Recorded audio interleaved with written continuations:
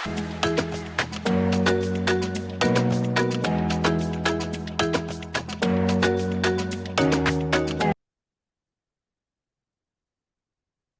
सदा वत्सले मातृभूमि। गौतम अदानी के विरुद्ध बहुत ही सेंसेशनल मामला सामने आया है।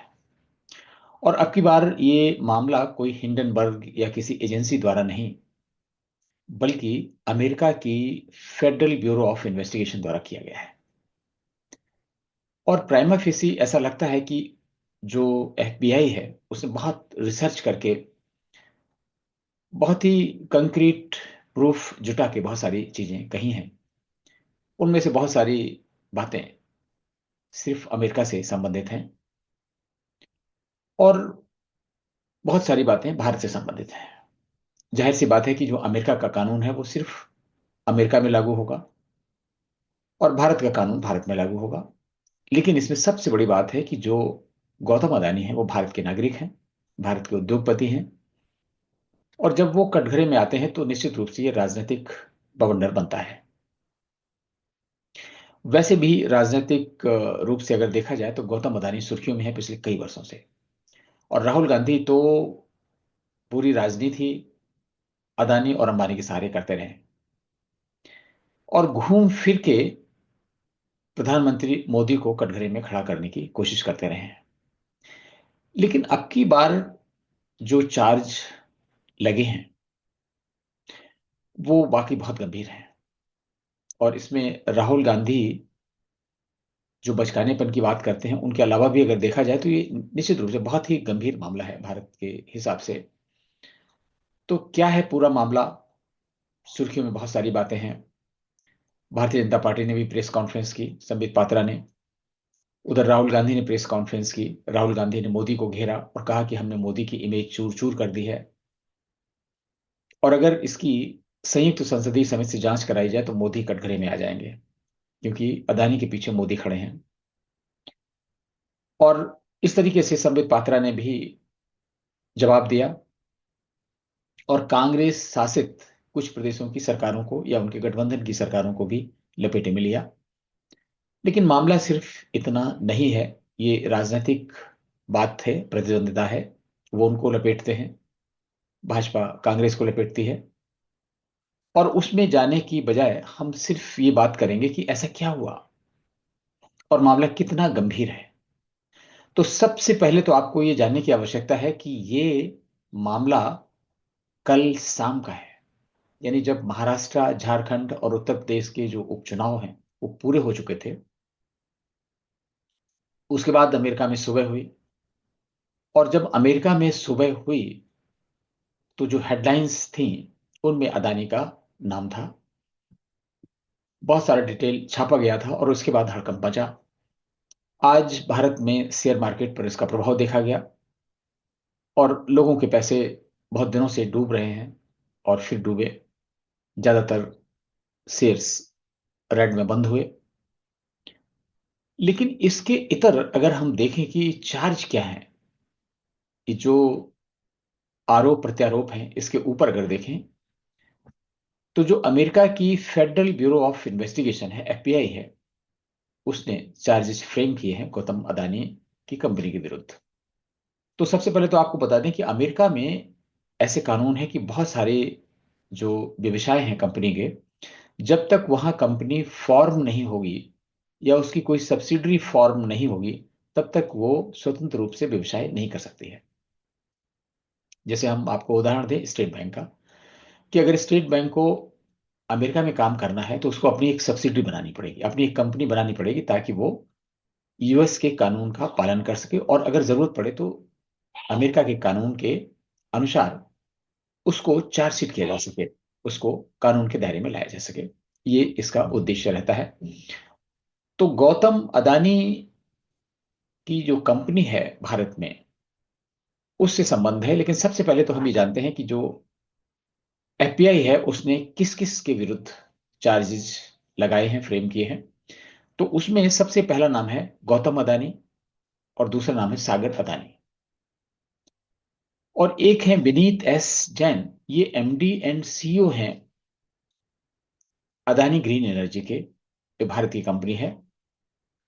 और इसके अलावा रंजीत गुप्ता, रूपेश अग्रवाल और एक अमेरिकन नागरिक हैं जो अमेरिका बेस्ड हैं, ये है साइरिल कैबेनेस, सौरभ अग्रवाल, दीपक मल्होत्रा, इतने लोग उसमें शामिल हैं। इसमें जो अमेरिका में सब्सिडरी है उसका काम देखते हैं साइरिल कैबेंस। तो ये पूरा गैमेट क्या है, पूरा मामला क्या है, इसको पहले समझते हैं। जब भारत की कोई कंपनी अमेरिका से लोन लेती है या पब्लिक मनी लेती है, तो उसके लिए बहुत सारे नियम और शर्तें हैं। पहला नियम, शर्त या रास्ता आप कह सकते हैं, वो बैंक के थ्रू है। भारत के बहुत सारे ऐसे कॉरपोरेट हैं जो चीफ फंड्स, जिनको चाहिए सस्ती क्वालिटी के जो फंड्स चाहिए, वो भारत में बैंकों से ऋण लेने की बजाय अमेरिका या यूरोप के देशों में कम ब्याज वाले लोन लेते हैं। और ये लोन देने वाले विदेशों में बैंक भी हो सकते हैं और प्राइवेट इन्वेस्टर्स भी हो सकते हैं, क्योंकि वहां पर जो ब्याज की दर है, जो रिटर्न है पैसे पे, बहुत कम है। और अगर वो बहुत सस्ते में देते हैं, उनको फायदा होता है। लेकिन भारत में तुलनात्मक रूप से अगर देखा जाए तो जो बैंक की ब्याज होती है लोन और एडवांसेस पर, उसकी तुलना में ये फंड बहुत सस्ते पड़ते हैं। इसलिए ज्यादातर भारतीय कंपनियां विदेशों से, खासतौर से अमेरिका और यूरोप के देशों से, इस तरह के पैसे निकालने की कोशिश करते हैं अपनी कंपनी चलाने के लिए। और जो छोटी छोटी कंपनियां हैं वो बैंकों के माध्यम से करती हैं। आपको उदाहरण के लिए बता दें कि जैसे कोई भारत की कंपनी है और उसने स्टेट बैंक से लोन ले रखा है, अपनी क्रेडिट फैसिलिटी ले रखी है, और वो चाहता है कि उसी क्रेडिट फैसिलिटी के अंदर वो अमाउंट अमेरिका से या यूरोप के किसी देश से ले ले, ताकि उस पे इंटरेस्ट का बर्डन कम पड़ेगा। तो उसमें क्या होता है कि जो भारत का बैंक है, स्टेट बैंक है, उसके पास जो पूरी क्रेडिट फैसिलिटी है, लोन है, उसके पूरे डॉक्यूमेंट होते हैं। सपोज करिए 100 करोड़ की किसी के पास फैसिलिटी है और वो कंपनी चाहती है कि 50 करोड़ रुपए अमेरिका से ले ले कम दर पे। तो स्टेट बैंक अपनी जो सब्सिडरी है कैलिफोर्निया की, या कोई दूसरा बैंक है जो उनका काउंटर पार्ट, करस्पॉन्डेंट बैंक, उसके माध्यम से प्राइवेट प्लेसमेंट के द्वारा या प्राइवेट एडवर्टाइजिंग के माध्यम से लोगों से कांटेक्ट करेगा कि ये एक अपॉर्चुनिटी इन्वेस्टमेंट की है, और उसमें लोग पैसे लगाते हैं। रेट कोट होता है एक तरीके से, और जो सबसे कम ब्याज दर पे देने के लिए तैयार हो जाता है, बैंक उससे पैसा मैनेज करके उसको दे देता है। और इसमें बैंक क्या करता है, बैंक कमीशन चार्ज करता है। लेकिन जो बड़ी कंपनियां हैं वो बैंक कमीशन, बैंक के चार्जेस बचाने के लिए अपनी सब्सिडरी के माध्यम से पब्लिक में जाती हैं और वहां पर बॉन्ड्स के सहारे, डिबेंचर्स के सहारे पैसा निकालती हैं। और अदानी का केस इसी तरह का है कि इसमें कोई बैंक का इन्वॉल्वमेंट नहीं है। तो अदानी ने क्या किया है कि अदानी ने अपनी company green energy limited, Adani green energy limited, इसके लिए फंड जुटाए अमेरिका से। और जब फंड आप जुटाते हैं डिवेंचर या बॉन्ड्स के माध्यम से, तो उसका एक प्रोस्पेक्ट्स बनाना पड़ता है, हम सभी जानते हैं। उस प्रोस्पेक्ट्स में पूरी जानकारी देनी होती है कि कंपनी इस पैसे का क्या करेगी, और जो बॉन्ड्स में पैसा निवेश करने वाले हैं उनका पैसा कैसे चुकाएगी, यानी कंपनी की प्रॉफिटेबिलिटी क्या होगी, कंपनी का जो प्रोडक्ट बन रहा है उसका सेल का अरेंजमेंट क्या है, कंपनी के लिए जो इनपुट्स की जरूरत है, रॉ मटेरियल की जरूरत है, उसकी क्या व्यवस्था है। इस तरीके से जो पूरा फंड फ्लो देखा जाता है। और इसके बाद कंपनी की जो बॉटम लाइन है, यानी जो प्रॉफिटेबिलिटी है, वो देखी जाती है कि कंपनी की प्रॉफिट इतनी है कि वो बॉन्ड्स पे इंटरेस्ट सर्व कर सकती है और पैसा वापस कर सकती है। तभी उसको ये इजाजत दी जाती है बॉन्ड्स निर्गम करने के लिए। अमेरिका में ये काम, जो उनका सिक्योरिटी एक्सचेंज बोर्ड है, जैसे भारत में आपने सीबी है, इस तरह का है, और उसके माध्यम से ये अनुमति दी जाती है। तो अदानी ग्रीन एनर्जी लिमिटेड ने वहां से बॉन्ड्स जुटाए, पैसा जुटाया। अब आती है कहानी प्रोस्पेक्ट्स की। प्रोस्पेक्ट में उन्होंने दिखाया कि जो एनर्जी, जो बिजली कंपनी बनाएगी, वो कंपनी भारत की एक गवर्नमेंट कंपनी है, solar power corporation of India, वो परचेज करेगी। और इसके बाद में वो राज्यों के जो इलेक्ट्रिसिटी बोर्ड्स पहले हुआ करते थे, आजकल वो डिस्ट्रीब्यूशन कंपनी, कॉरपोरेशन बना दिए गए हैं, निगम बना दिए गए हैं। तो लगभग हर राज्य में इस तरह की कंपनियां एक या एक से अधिक हैं। जैसे उत्तर प्रदेश में देखें तो बड़ा प्रदेश है, तो उसमें पूर्वांचल विद्युत निगम लिमिटेड, मध्यांचल, इस तरीके से पश्चिमांचल, और चार पांच इस तरीके से कॉरपोरेशन बने हुए हैं। और ठीक इसी तरीके से तेलंगाना में, आंध्र प्रदेश में, तमिलनाडु में भी। तो इनको डिस्ट्रीब्यूशन कंपनी कहा जाता है, इलेक्ट्रिसिटी डिस्ट्रीब्यूशन कंपनी। ये जो डिस्ट्रीब्यूशन कंपनी है, बिजली बनाती नहीं है, बिजली खरीदती है डिफरेंट सोर्सेज से, और उसको अपने राज्यों में सप्लाई करती हैं, कंज्यूमर से पैसा लेती हैं, और उसमें कुछ उनका मार्जिन रहता है, अपने खर्चे निकालने के बाद में वो उनका भुगतान करती हैं। तो जो कॉस्ट होती है इन कंपनीज की, मीन्स सस्ते में खरीदना और थोड़ा महंगे में देना, थोड़ा सा मार्जिन अपने लिए बचाते हैं, ये पूरा गैमेट चलता है। कई बार क्या होता है कि जब मांग ज्यादा होती है, आपूर्ति कम है, तो इनके दाम बढ़ते जाते हैं। लेकिन भारत में इस समय जो एनर्जी के सोर्सेज हैं, वो एक ट्रेडिशनल जो चला आता था, थर्मल पावर का, और इसके अलावा हाइड्रो इलेक्ट्रिक। लेकिन तीसरी चीज जो है, विंड एनर्जी और सोलर एनर्जी के रूप में नए क्षेत्र बने हैं। और इस समय जो सोलर एनर्जी बनाने के लिए आपने देखा होगा कि सरकार बहुत सारी प्रधानमंत्री सूर्य घर योजना, बहुत सारी ऐसी योजनाएं चलती हैं जिनमें सब्सिडी भी मिलती है। आप अपने घर में रूफटॉप सोलर पैनल लगा सकते हैं, बैटरी से जो बिजली बनती है उसको दोबारा ग्रिड को बेच सकते हैं, और उससे आपका बिल कम हो जाता है। तो लेकिन ये बहुत बड़े जब स्केल पे किया जाता है, तो ये इतनी बिजली बना सकता है कि उसे दूसरे राज्यों को सप्लाई किया जा सकता है। जो अदानी ग्रीन एनर्जी का काम यही है।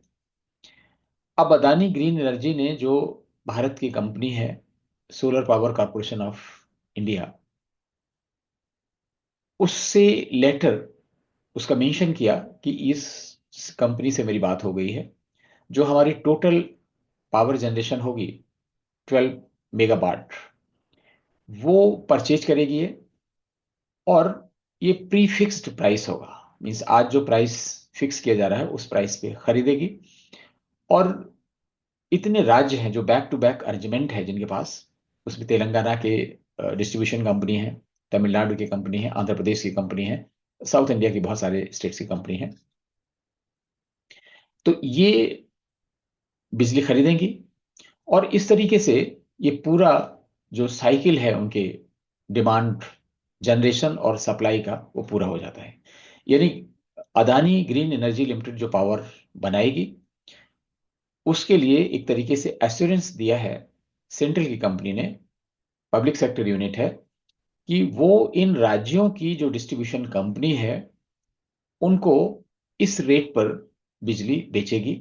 और इस तरीके से पूरे 12 मेगावाट का जो इनका कोटा है बन रहा है, वो पूरा हो जाता है। और हम सभी जानते हैं कि बिजली की मांग दिन प्रतिदिन बढ़ती जा रही है। अगर एक्स्ट्रा एनर्जी बनेगी तो उसकी खपत भी हो जाएगी, उसकी मांग भी हो जाएगी। तो कुल मिलाकर ये प्रॉफिटेबल वेंचर बना के पेश किया गया, और ऐसे उन्होंने बॉन्ड से पैसे जुटाए।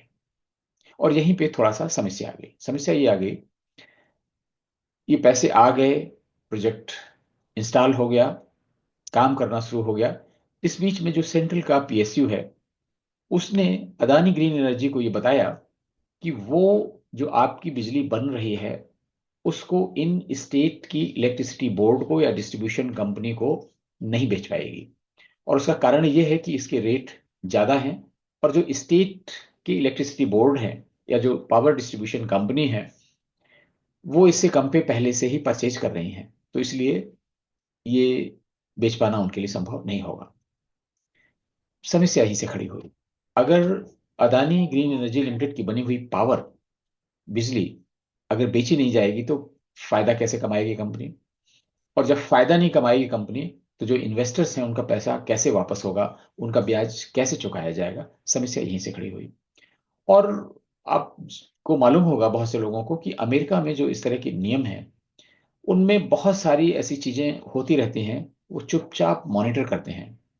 और जो तथ्य एफबीआई ने, फेडरल ब्यूरो ऑफ इन्वेस्टिगेशन ने जुटाए हैं, उससे ऐसा लगता है कि वो कई साल से इस पर काम कर रहे थे। और जो पूरा ब्यौरा है उसको देखने से ऐसा लगता है कि 2020 से 2024 के बीच में उन्होंने बहुत मेहनत की एफबीआई ने, और ये आंकड़े जुटाए। तो अब उसके आधार पर उन्होंने चार्जेस फ्रेम की। क्या चार्जेस हैं? पहला चार्ज तो ये है कि ये सिक्योरिटीज फ्रॉड है, क्योंकि आपने गलत इंफॉर्मेशन दी। और गलत इंफॉर्मेशन ये दी कि जो सेंट्रल की जो पीएसयू है, एक कंपनी है इंडिया की, वो आपकी बिजली खरीद के राज्यों को सप्लाई करेगी, और उसने मना कर दिया। तो इसमें उन्होंने पाया कि जो इंडियन ऑफिसर्स हैं पीएसयू के, उनको ब्राइब दिया गया, उनको ब्राइबरी दी गई, रिश्वत दिया गया, ये रिश्वत का मामला आता है।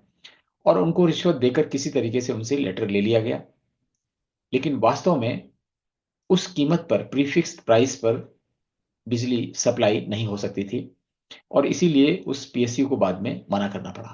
तो ये जो थोड़े दिन के लिए, यानी पैसा जुटाने के लिए ही सिर्फ एक ऐसी व्यवस्था कर दी गई, एक तो ये चार्ज हो गया। तो ये फ्रॉड है, और वायर फ्रॉड है, नेटवर्किंग का फ्रॉड है, ब्राइबरी का केस है। और एफबीआई ने ये आंकड़े भी जुटाए हैं कि $250 मिलियन इंडियन गवर्नमेंट ऑफिशियल्स को दिए गए। और उनके पास पूरी लिस्ट है, उस लिस्ट में कौन कौन है। जाहिर सी बात है पीएसयू के ऑफिसर्स होंगे, हो सकता है सेंट्रल में सेक्रेटरी लेवल पे और किसी लेवल पे इस तरीके से भी कुछ चीजें निकल के सामने आए, लेकिन उन्होंने अभी शेयर नहीं किया है। और इस तरीके से वायोलेशन ऑफ एफसीपीए किया है, फॉरेन करेंसी का जो उनका अमेरिका का रूल है, उसका वायोलेशन भी अदानी की कंपनी ने किया है। तो आप अगर ये देखें कि ये ब्राइबरी का केस हुआ, $250 मिलियन। तो ये प्रोजेक्ट पाने के लिए, और इसको ऐसे प्रचारित किया गया कि सबसे बड़ा कॉन्ट्रैक्ट उन्हें मिला है। इसमें कोई दो राय नहीं कि अगर ये जितनी पावर इनकी बन रही है और जितनी स्टेट्स को सप्लाई का एश्योरेंस मिला है, वो अगर देखा जाए तो बहुत बड़ा कॉन्ट्रैक्ट है। और इसी के आधार पर उन्होंने यूएस के मार्केट से बॉन्ड्स में पैसा जुटाया। अब क्या हुआ कि जो उन्होंने, एफबीआई ने जो तथ्य जुटाए हैं, उन तथ्यों में बहुत सारी चीजें की हैं। उसमें गौतम अदानी के अगेंस्ट में व्यक्तिगत रूप से भी हैं, उनके ऑफिशियल्स में हैं, और इतने बड़े इंडस्ट्रियलिस्ट खुद तो कुछ नहीं करते हैं। लेकिन बड़ी हैरानी की बात है कि एफबीआई ने इतने छोटे छोटे तथ्य जुटाए हैं, और वो तीन चार जो चीजें हैं वो बतानी होगी। कि गौतम अदानी इंडियन ऑफिशियल से मिले, क्योंकि ये रिपोर्ट अमेरिका की है, तो इसलिए उन्होंने नाम देने के बजाय हर जगह ये बताया है कि इंडियन ऑफिशियल्स। तो इंडियन ऑफिशियल से मिलके उनको शायद ये रिश्वत पेशकश की होगी या दी होगी, और उसमें डिजिटल रिकॉर्ड क्रिएट हो गया। मतलब उन्होंने मैसेज भी किए होंगे, किसी को फोन किया होगा, और ये फोन और मैसेज के रिकॉर्ड एफबीआई के पास है। जो विनीत जैन है, आप अगर बहुत ध्यान से देखेंगे कि किस तरह से एफबीआई ने इस केस पे काम किया है। जो विनीत जैन है, एफबीआई के चार्जेस में है कि विनीत जैन ने जो डॉक्यूमेंट्स हैं उनकी फोटो ली मोबाइल से। अभी हम लोगों के यहाँ भारत में मामला चल रहा था पेगासस वाला। अब आप ये सोच सकते हैं कि भारत में या अमेरिका में कोई किसी डॉक्यूमेंट की फोटो ले रहा है अपने मोबाइल में, और ये इंफॉर्मेशन एफबीआई तक पहुंच जा रही है। तो किस तरह की जासूसी हो रही, किस तरह की रिकॉर्डिंग हो रही है। हिंदुस्तान में तो आपको मालूम होगा कि पेगासस को लेके बहुत बवाल हुआ था कि हमारा फोन टैप हो रहा है, हमारा प्राइवेसी खत्म हो रही है। और कई लोगों ने तो अपना फोन जमा करने से भी मना कर दिया था, राहुल गांधी भी उनमें से एक थे। और अरविंद केजरीवाल तो अभी जब शराब कांड में जेल में गए, तो उन्होंने अपना मोबाइल नहीं दिया। और मनीष सिसोदिया जैसे कई लोग थे जिन्होंने फोन बदलते रहे और बाद में फोन डिस्ट्रॉय कर दिए गए। तो ये लोग ज्यादा होशियार हैं, और शायद इनको मालूम होगा कि हाँ ऐसा कुछ हो सकता है, ये डिजिटल रिकॉर्ड फुटप्रिंट क्रिएट हो सकते हैं। तीसरा उन्होंने कहा कि एक विनीत ने उन डॉक्यूमेंट की फोटो भी ली जिसमें जो रिश्वत दी गई उसकी समरी है, और उसका रिकॉर्ड रखने के लिए उन्होंने फोटो ली जो रिश्वत उन्होंने इंडियन कंपनीज को दी है उसकी। और अ, रूपेश अग्रवाल जिनका नाम आया है चार्जेस में, उन्होंने लिखा है कि रूपेश अग्रवाल ने पीपीटी बनाई जो इन्वेस्टर्स को दिखाई गई होगी, और एक्सेल सीट बनाई, मीन्स उसमें जो डॉक्यूमेंटेशन का, प्रेजेंटेशन का, अपकीपिंग का जो काम किया है वो रुपेश अग्रवाल ने किया। आप ये सोचिए कि आपके लैपटॉप में पावर पॉइंट प्रेजेंटेशन बनाया जा रहा है, उस पावर पॉइंट प्रेजेंटेशन को अगर अमेरिका में जाके किया है तो फिजिकली जाके किया होगा, जूम पे किया होगा, किसी न किसी ऐसे सॉफ्टवेयर के माध्यम से लोगों को प्रेजेंट किया होगा, लेकिन उसकी कॉपीज, उसका रिकॉर्ड एफबीआई के पास है। तो आप समझ सकते हैं कि कितना गहनता से, कितना डीपली उन्होंने एनालिसिस की और इसमें काम किया और इसे रखा। और इसके अलावा उन्होंने गौतम अदानी, सागर अदानी, विनीत जैन जो है, इनको कंस्पिरेटर, मीन्स उनको ये लिखा है कि ये कंस्पायर्ड किया इन्होंने, मिस रिप्रेजेंट किया इंडियन एंटिटी को जो अदानी ग्रीन एनर्जी है, और इसके आधार पर इन्होंने अ, अमेरिका के बाजार से पैसा लिया है। और इस तरीके से एक इसमें बहुत बड़ा मुद्दा है जिसपे ध्यान लोगों का नहीं जाता होगा, कि जब कोई नई कंपनी बैंक से लोन लेती है और एकदम से मान लीजिए नया काम शुरू कर रही है, तो उसको बैलेंस शीट बनानी पड़ती है। प्रोजेक्टेड बैलेंस शीट होती है क्योंकि उसका एक्चुअल काम नहीं हो रहा होता है। तो उसमें फंड फ्लो स्टेटमेंट और ये सारी चीजें दिखानी पड़ती हैं, उसकी प्रॉफिट कैसे जनरेट होगी। तो जो गौतम अदानी की ग्रीन एनर्जी कंपनी है, उसने भी जो फाइनेंशियल स्टेटमेंट बनाए, जो फ्यूचर की बैलेंस शीट बनाई, कितनी प्रॉफिट होगी, क्या फंड फ्लो स्टेटमेंट जो बनाए, वो इसी आधार पर बनाए कि ये राज्य की जो इलेक्ट्रिसिटी बोर्ड है वो सेंट्रल पीएसयू के माध्यम से बिजली खरीदेंगे तो इतना पैसा आएगा, और उनकी जो लोन का रिपेमेंट है, बैंकों का जो ब्याज है, जो और दूसरे खर्चे हैं, निकाल के इतना प्रॉफिट आ रही है। ये सीधी सी बात है। तो अब चूंकि राज्यों के इलेक्ट्रिसिटी बोर्ड्स ने बिजली खरीदने से मना कर दिया क्योंकि उनको सस्ती बिजली मिल रही तो महंगी क्यों खरीदेंगे, तो इसलिए अब वो जो फाइनेंशियल स्टेटमेंट है अगर उसमें आज करंट रेट जो है बिजली का अगर वो लगा दिया जाए टैरिफ, तो हो सकता है ग्रीन एनर्जी लिमिटेड जो कंपनी अदानी की है वो लॉस में आ जाए। लेकिन जो अमेरिका में लोगों को प्रोस्पेक्ट्स में दिखाया गया वो प्रॉफिट में दिखाया गया। तो इसलिए एफबीआई ने ये चार्ज लगाया है कि फाल्सिफिकेशन ऑफ फाइनेंशियल स्टेटमेंट्स है। और आपको याद होगा कि जो हिंडनबर्ग की रिपोर्ट में भी बहुत सारी ऐसी चीजें कही गई थी कि इन्होंने अपना टर्नओवर, अपनी बैलेंस शीट में बहुत सारी हेरफेर की है। हालांकि जो हिंडनबर्ग की रिपोर्ट है वो सिर्फ किसी एक कंपनी को लेकर नहीं थी, बहुत सारी चीजों को लेकर थी और बहुत मोटे मोटे अंदाज में तैयार की गई थी। जो एफबीआई के चार्जेस हैं वो बहुत स्पेसिफिक हैं, और उसके पीछे बहुत सारे तथ्य जुटाए गए, सबूत जुटाए गए हैं।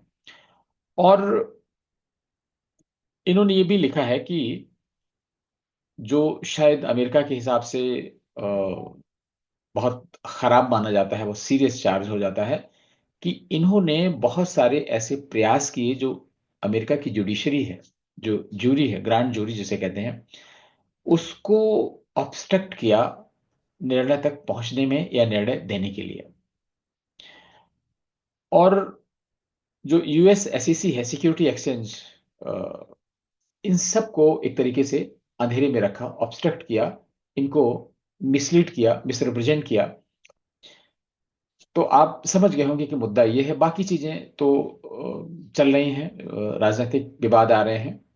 राहुल गांधी ने सीधे सीधे निशाना मोदी जी पे आए और उन्होंने कहा कि जो मोदी जी की इमेज है, छवि है, उसको हमने चूर चूर कर दिया है, और अदानी को जेल में डालो और तभी ये सच्चाई निकलेगी, संयुक्त संसदीय समिति बनाइए, सारी जो वही राजनीतिक बातें जो हो सकती हैं वही कहीं। और उन्होंने ये भी कहा कि हम तो इतने सालों से कह रहे हैं और सरकार तो सुन नहीं रही, और सरकार करेगी नहीं, क्योंकि वो अदानी के पीछे मोदी निकलेंगे, और अगर पूरा इन्वेस्टिगेशन किया जाए तो मोदी भी जेल जाएंगे।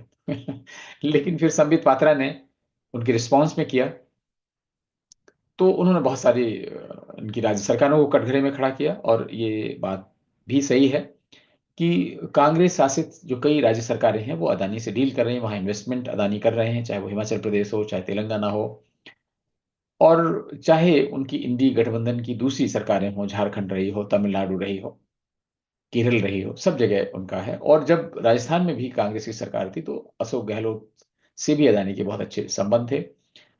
और बहुत सारी ऐसी चीजें हैं, ये सब राजनीतिक चीजें निकल कर आती हैं, लेकिन जो एफबीआई के चार्जेस हैं उनको बहुत हल्के में नहीं लिया जा सकता है। भाजपा ने जरूर कहा कि भाई कानून अपना काम करेगा, अमेरिकन कानून है उसके हिसाब से जो कंपनी है, भारतीय कंपनी है, वो उसका जवाब देगी। और अगर भारत सरकार से कुछ कहा जाता है तो भारत सरकार निश्चित रूप से अपना इनपुट इसमें देगी। तो कुल मिलाकर जो मामला है, हमने आपको समझाने की कोशिश की कि कैसे हुआ।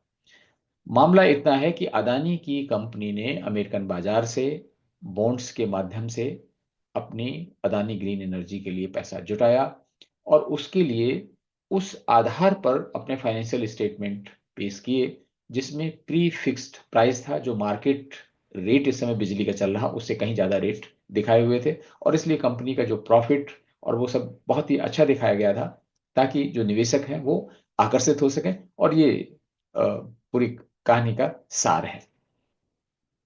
इसके बाद बहुत सारी चीजें निकलेंगी। और दूसरी सबसे बड़ी चीज जो इसकी इंपॉर्टेंट है कि ये तब हुआ जब महाराष्ट्र और झारखंड में चुनाव मतदान हो चुका था। अन्यथा अब तक ये भूकंप बन गया होता, और कांग्रेस और इंडी गठबंधन दूसरे ढंग से विमर्श बना रहा होता, और शायद भाजपा को इसका नुकसान भी होता, क्योंकि एक बार जो चीज चाहे भले ही र्यूमर हो, अगर एन वक्त पर आती है तो उसका प्रभाव तो पड़ता है। तो भाजपा को इस हिसाब से तो नुकसान नहीं होगा, लेकिन ये देखने वाली बात होगी कि इसमें जो आगे का इन्वेस्टिगेशन है उसमें क्या आता है। लेकिन निश्चित रूप से एफबीआई की जो चार्जेस हैं उनको किसी भी तरीके से हवा में उड़ाया नहीं जा सकता है। हालांकि अदानी की तरफ से एक ऑफिशियल स्टेटमेंट आया है कि उनको झूठे जो चार्जेस हैं वो सब झूठे हैं और झूठे मुकदमे में फंसाया गया है। जो भी हो, अब तो अमेरिका में सरकार भी बदलने वाली है, अगर झूठे चार्ज फ्रेम किए जा रहे हैं किसी विमर्श के अंतर्गत तो भी सामने आ जाएगा। लेकिन प्राइमा फेसी ऐसा लगता नहीं है, और ऐसा लगता है कि कुछ ना कुछ तो गड़बड़ है। तो ये है एक तरीके से फाइनेंशियल इसका विश्लेषण पूरे मामले का।